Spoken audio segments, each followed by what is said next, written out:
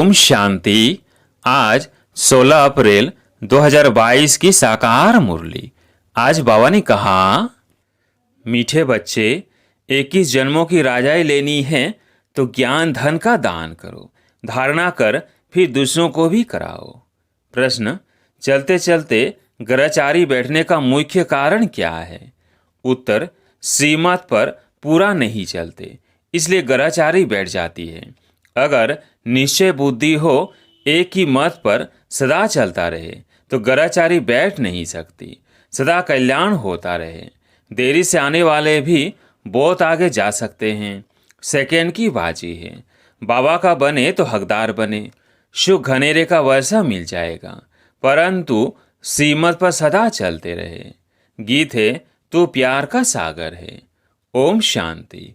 ओम शांति का अर्थ तो बच्चों को बार बार समझाया गया है। ओम माना अहम आत्मा, मम शरीर। बाप कहेंगे ओम अहम आत्मा सो परमात्मा। उनका शरीर नहीं है क्योंकि वो तो सबका बाप है। तुम ऐसे नहीं कहेंगे हम आत्मा सो परमात्मा।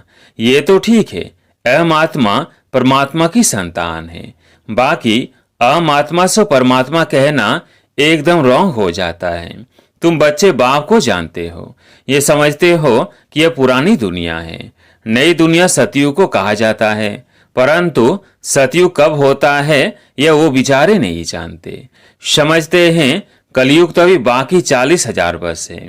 तुम बच्चे जानते हो हम श्रीमत पर अभी नई दुनिया स्थापन कर रहे हैं। बाप कहते हैं मैं तुम्हारे द्वारा नई दुनिया स्थापना करा रहा हूँ, तुम्हारे द्वारा विनाश नहीं करवाता।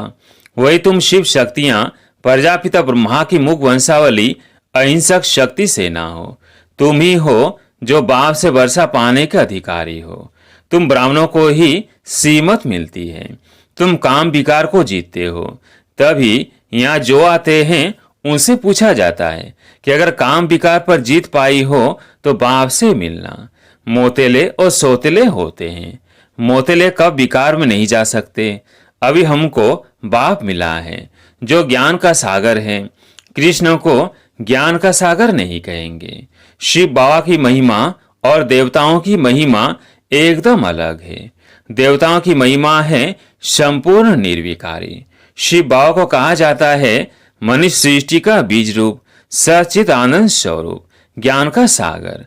यह शरीर पहले जड़ होता है, फिर उनमें जब आत्मा प्रवेश करती है तब चैतन्य बनता है। यह मनुष्य सृष्टि रूपी झाड़ की उत्पत्ति कैसे होती है यह से बाप बीज रूप ही जानते हैं।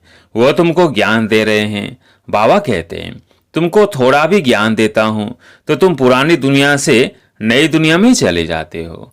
उनको ही शिवालय कहा जाता है, शिव बाबा द्वारा स्थापना किया हुआ स्वर्ग, जिसमें चैतन्य देवताएं निवास करते हैं। भक्ति मार्ग में उन्हों को मंदिर में बिठा दिया है। तुम हो सच्चे सच्चे रूहानी ब्राह्मण। तुमको शिव बाबा ने ब्रह्मा द्वारा अपना बनाया है। वो जिस्मानी ब्राह्मण भल कहते हैं कि हम मुख वंशावली हैं, परंतु फिर भी कह देते हैं ब्राह्मण देवी देवताए नमः, क्योंकि समझते हैं कि हम पुजारी ब्राह्मण। भिखारी ब्राह्मण नमः करते हैं पवित्र को। तुम अभी ब्राह्मण हो, वह समय आएगा फिर तुम ही कहेंगे ब्राह्मण देवताए नमः, क्योंकि अभी तुम पूज्य ही जाकर पुजारी बनते हो।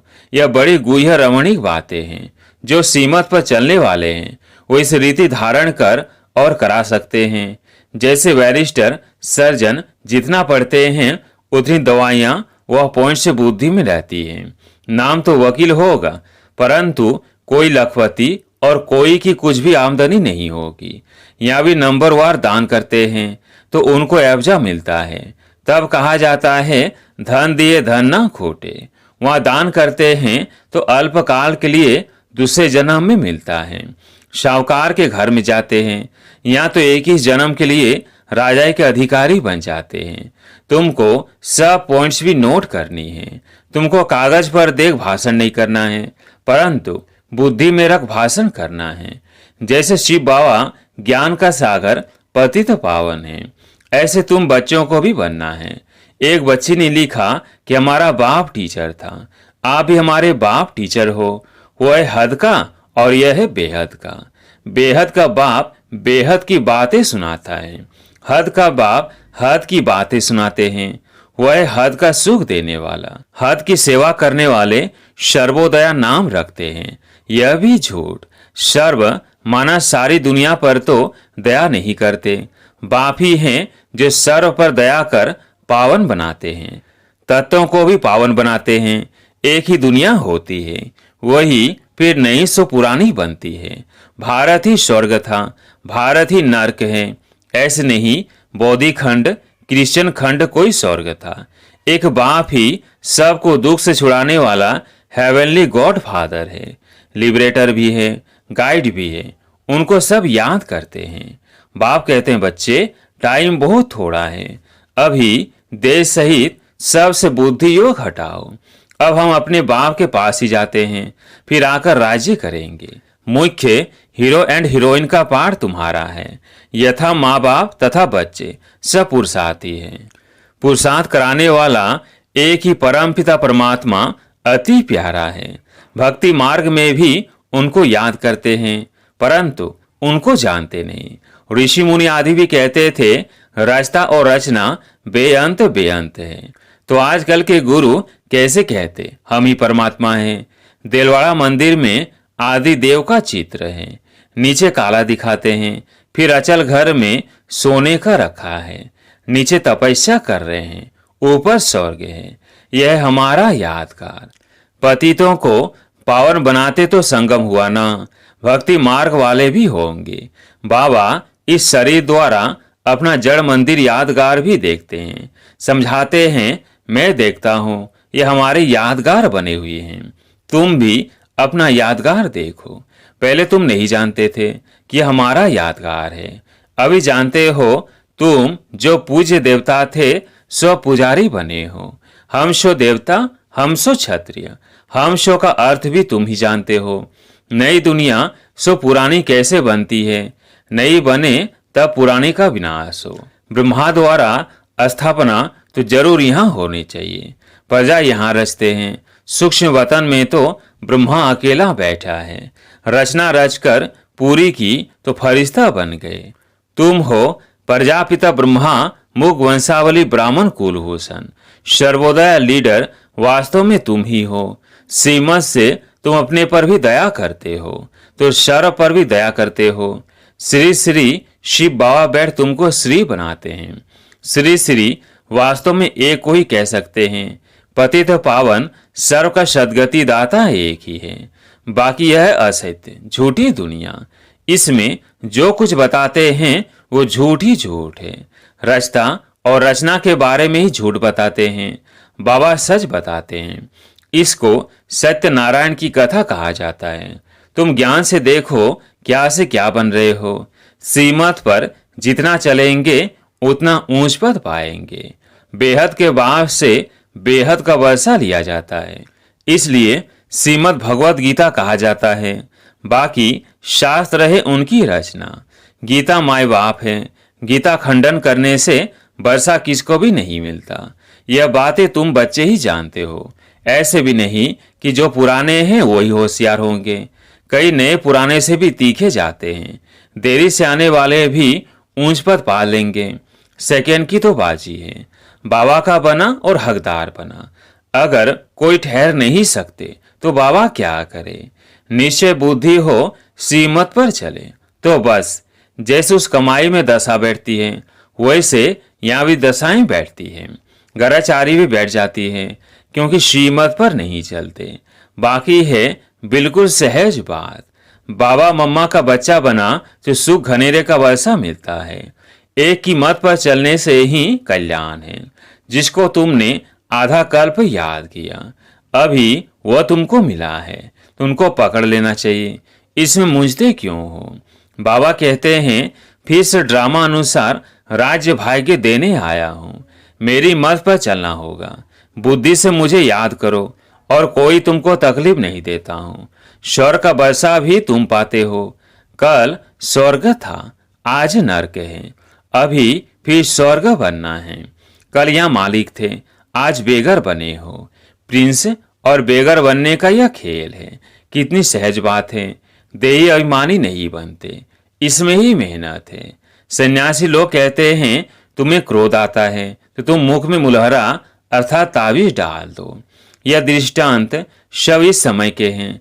भ्रमरी का मिसाल भी यहाँ के लिए है। विष्ठा के कीड़े को आप समान बनाती है, कमाल है। ब्रोवर, इस समय सब विष्ठा के कीड़े हैं, उनको तुम ब्राह्मणिया भू भू करती हो। कोई तो ब्राह्मणी या ब्राह्मण उड़ने लायक बन जाते हैं, कोई शूद्र का शूद्र रह जाते हैं। सर्व का मिसाल भी यहाँ का ही है। तुम अपने को आत्मा समझो। यह पुरानी खाल उतार, सतयुग में नई खाल लेनी है। बाप है ज्ञान का सागर। गीता कितनी छोटी बनाई है, श्लोकों को कंठ कर लेते हैं, सब लोग उन पर फिदा हो जाते हैं। गीता पढ़ते पढ़ते कलयुग का अंत आ गया है। सदगति किसको भी नहीं मिलती। तुमको थोड़ा ही ज्ञान देता हूँ, तुम स्वर्ग में चले जाते हो। कितना मीठा बनना है, धारणा करनी है, विचार सागर मंथन करना है। दिन में धंधा करो, बहुत कमाई होगी। सवेरे सवेरे आत्मा रिफ्रेश होती है। बार बार अभ्यास करने से आदत पड़ जाएगी। अभी जो करेगा वो ऊंच पद पाएगा। निश्चय बुद्धि विजयंती, संशय बुद्धि विनशंती। बेहद का बाप मिला है, इसमें संशय क्यों लाओ। शिव बाबा विश्व का मालिक बनाते हैं, उसको क्यों भूलना चाहिए। इन ज्ञान रत्नों से बड़ा प्यार होना चाहिए। मादानी बाप तुमको विश्व का मालिक बनाते हैं। यह ज्ञान का एक एक रतन लाखों रुपयों का है। अच्छा, मीठे मीठे सिकिल्दे बच्चों प्रति माता पिता बाप दादा का याद प्यार और गुड मॉर्निंग। रूहानी बाप की रूहानी बच्चों को नमस्ते। हम रूहानी बच्चों की रूहानी बाप दादा को याद प्यार गुड मॉर्निंग नमस्ते नमस्ते। धारणा के लिए मुख्य सार। पहला पॉइंट, सीमत पर चलकर अपने ऊपर आप ही दया करनी है। सर्वोदया बन पति दुनिया को पावन बनाना है। दूसरा पॉइंट, अमृत वेले रूहानी धंधा कर कमाई जमा करनी है। विचार सागर मंथन करना है। देही अभिमानी बनने की मेहनत जरूर करनी है। आज प्यारे मीठे बाबा का वरदान, सर्व शक्तियों को ऑर्डर प्रमाण चलाने वाले शक्ति स्वरूप मास्टर रचयिता भव। सर्व शक्तियों को ऑर्डर प्रमाण चलाने वाले शक्ति स्वरूप मास्टर रचयिता भव। जो बच्चे मास्टर सर्वशक्तिमान की अथॉरिटी से शक्तियों को ऑर्डर प्रमाण चलाते हैं तो हर शक्ति रचना के रूप में मास्टर रचयिता के सामने आती है, ऑर्डर किया और हाजिर हो जाती है। तो जो हजूर अर्थात बाप के हर कदम की सीमत पर हर समय जी हाजिर व हर आज्ञा में जी हाजिर करते हैं, तो जी हाजिर करने वालों के आगे हर शक्ति भी जी हाजिर व जी मास्टर हजूर करती है। ऐसे ऑर्डर प्रमाण शक्तियों को काज में लगाने वालों को ही मास्टर रचयिता कहेंगे। स्लोगन, सिंपल बन, अनेक आत्माओं के लिए सैंपल बनना यह भी बहुत बड़ी सेवा है। सिंपल बन, अनेक आत्माओं के लिए सैंपल बनना यह भी बहुत बड़ी सेवा है। अब सुनते हैं मातेश्वरी जी के अनमोल महावाक्य।